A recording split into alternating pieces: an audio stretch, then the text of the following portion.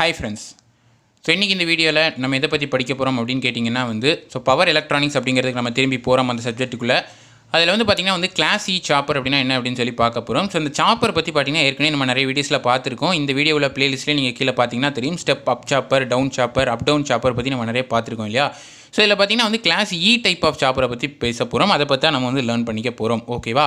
இதை லேர்ன் பண்ணுறதுக்கு முன்னாடி இந்த சேனலில் நீங்கள் இன்னும் சப்ஸ்கிரைப் பண்ணலன்னா கண்டிப்பாக சப்ஸ்கிரைப் பண்ணுங்கள். ஸோ தினமும் நான் போஸ்ட் பண்ணுற எல்லா வீடியோஸும் உங்களுக்கு சேர்ந்துருங்கிறத சொல்லிக்கிறேன்.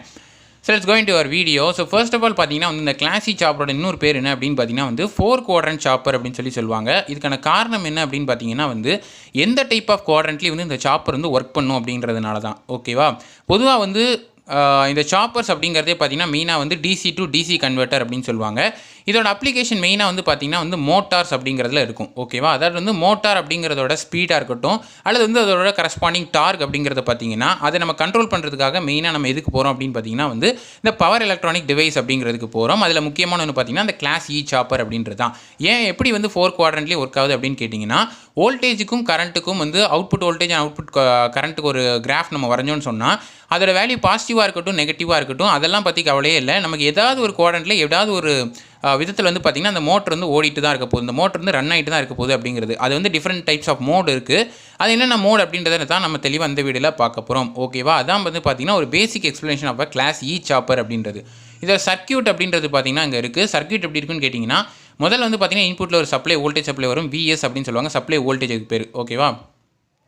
அதுக்கப்புறம் பார்த்தீங்கன்னா 4 ஸ்விட்ச் அப்படின்றத நீங்கள் பார்க்கலாம். ஸோ S1, இது S2, இது S3, இது S4. இந்த மாதிரி கிராஸ் டைப்பில் ஸ்விட்ச் நேம் பண்ணியிருப்பாங்க. அது எப்படி வேணாலும் நீங்கள் நேம் பண்ணிக்கலாம், அது ஒன்றும் பிரச்சனை இல்லை. பட் 4 டைப்ஸ் ஆஃப் ஸ்விட்சஸ் மோஸ்ட்லி பார்த்தீங்கன்னா இந்த மாஸ்ஃபெட் அந்த மாதிரி டைப் ஆஃப் ஸ்விட்ச் யூஸ் பண்ணியிருப்பாங்க. ஓகேவா. இதுக்கு இடையில பார்த்தீங்கன்னா நீங்கள் சர்க்யூட்டில் பார்க்குற மாதிரி இந்த டயோட்ஸ் அப்படின்றது இருக்கும். 4 டயோடு ப்ளேஸ் பண்ணியிருப்பாங்க.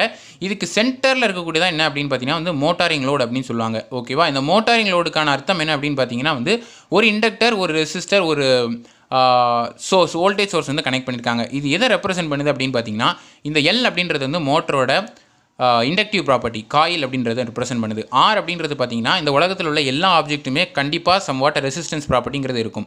இது இ அப்படின்றது பார்த்தீங்கன்னா இட்ஸ் அ பேக் இஎம்எஃப் அப்படின்னு சொல்லுவாங்க. ஸோ எந்த மோட்டர்லையுமே பார்த்தீங்கன்னா பேக் இஎம்எஃப் அப்படின்றது என்றைக்குமே இருக்கும்.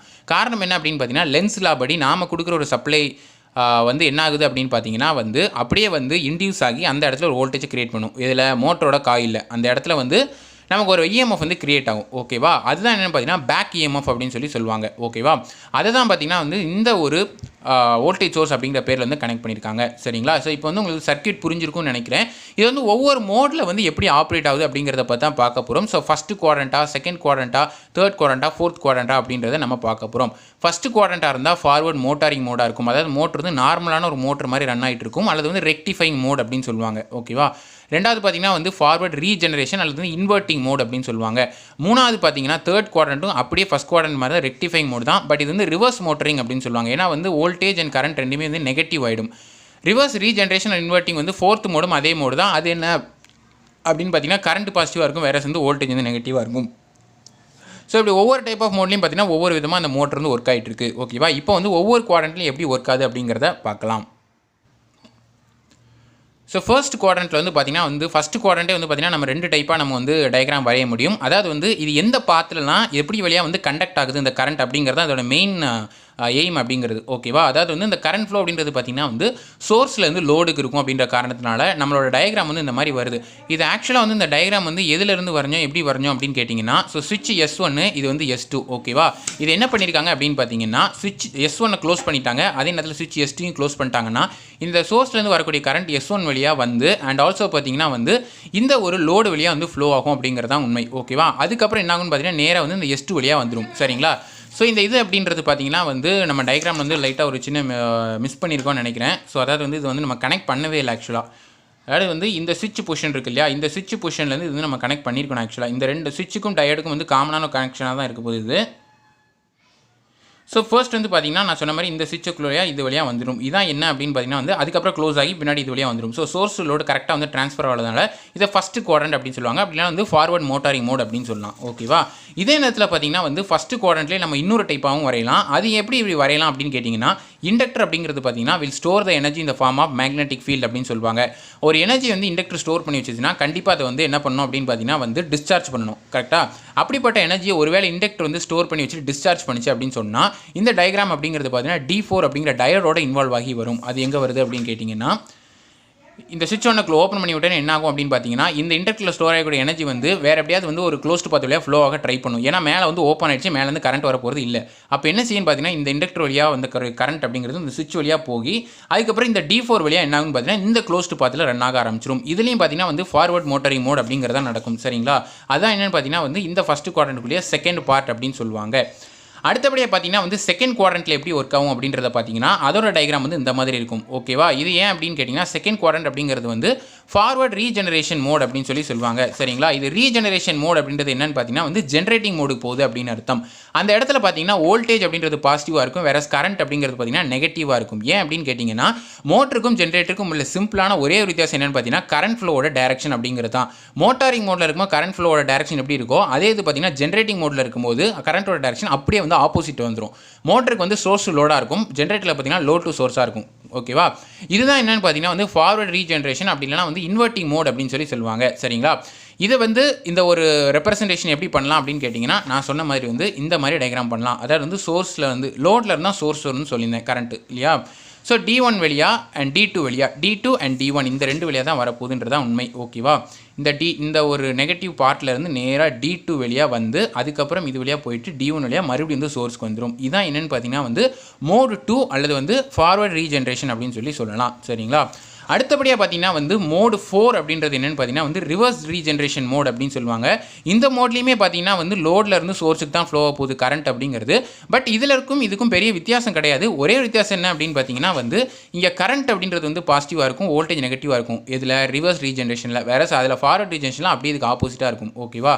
அதான் என்ன அப்படின்னு பார்த்தீங்கன்னா வந்து இந்த டயக்ராம் அப்படின்றது. ஸோ சோர்ஸ் வழியாக பார்த்தீங்கன்னா D3 அண்ட் D4 இந்த ஆக்சுவலாக வந்து இப்படி வந்து கண்டக்ட் பண்ணாது டயோடு. அதாவது வந்து லோடில் தான் சோர்ஸுக்கு போகிற காரணத்தினால இந்த D4 வழியாக போயிட்டு இந்த இண்டக்டர் வழியாக போய் அதுக்கப்புறம் இந்த D3 வழியாக போய் மறுபடியும் வந்து சோர்ஸுக்கு போதான் பார்த்தீங்கன்னா வந்து ஃபோர்த் மோட் அப்படின்னு சொல்கிறாங்க. அது வந்து ரிவர்ஸ் ரீஜெனரேஷன் அப்படின்னு சொல்கிறாங்க. ஓகேவா? ஸோ ஃபைனலாக வாங்க தேர்ட் மோட் எப்படி இருக்குது அப்படிங்கிறத பார்க்கலாம். அதுலேயும் வந்து 2 டைப் ஆஃப் ஆப்ரேஷன் அப்படிங்கிறது இருக்குது. இந்த தேர்ட் மோட் ஆஃப் ஆப்ரேஷனில் பார்த்தீங்கன்னா நான் சொன்ன மாதிரி 2 டைப் இருக்குது. ஒரு டைப் என்ன அப்படின்னு பார்த்தீங்கன்னா வந்து ஃபர்ஸ்ட் இந்த டயக்ராம் அப்படின்றது. இந்த தேர்ட் மோட் வந்து பார்த்தீங்கன்னா வந்து ரிவர்ஸ் மோட்டரிங் மோட் அப்படின்னு சொல்லலாம். அதாவது வந்து ஃபஸ்ட் குவாட்ரண்ட் வந்து பார்த்தீங்கன்னா ரெண்டுமே பாசிட்டிவாக இருக்கும், வேறு தேர்ட் குவாட்ரண்ட்டில் பார்த்தீங்கன்னா ரெண்டுமே வந்து நெகட்டிவாக இருக்கும். ஓகேவா? வோல்டேஜ் கரண்ட் ரெண்டுமே வந்து நெகட்டிவாக இருக்க காரணத்தினால பார்த்தீங்கன்னா வந்து அப்படியே ஒரு ஃபஸ்ட் குவாட்ரண்ட் மாதிரி தான் இது இருக்கும். பட் இதில் வந்து ரிவர்ஸ் மோட்டரிங் மோட் அப்படிங்கிறது நடக்கும். ஓகேவா? மோட்டர் வந்து ரிவர்ஸ் டைரக்ஷனில் ரன் ஆக ஆரம்பிக்கும், ஆனால் வந்து மோட்டரிங் மோடாக தான் இருக்கும். ஓகேவா? அது எப்படி இருக்குது அப்படின்னு பார்த்தீங்கன்னா வந்து சோர்ஸ் லோடாக தான் இருக்க போகுது. சோர்ஸ் லோட் அப்படின்றது பார்த்தீங்கன்னா எப்படி வந்து நாம் வந்து S1 அண்ட் S2 வழியாக வந்து இதை வந்து வர வச்சோமோ அதே மாதிரி பார்த்தீங்கன்னா வந்து இதை வந்து S3 அண்ட் S4 வழியாக வர வைக்க போகிறோம். ஜஸ்ட் 2 ஸ்விட்சிங் ஆப்ரேஷன் மட்டும் தான் இன்வால்வ் ஆக போகுது. அது எப்படி அப்படின்னு பார்த்தீங்கன்னா வந்து ஸோ இந்த டயக்ராம் பாருங்கள். இந்த டயக்ராம் 2 டயக்ராம் நீங்கள் வந்து கம்பேர் பண்ணி பார்த்தீங்கன்னா உங்களுக்கே தெரியும்.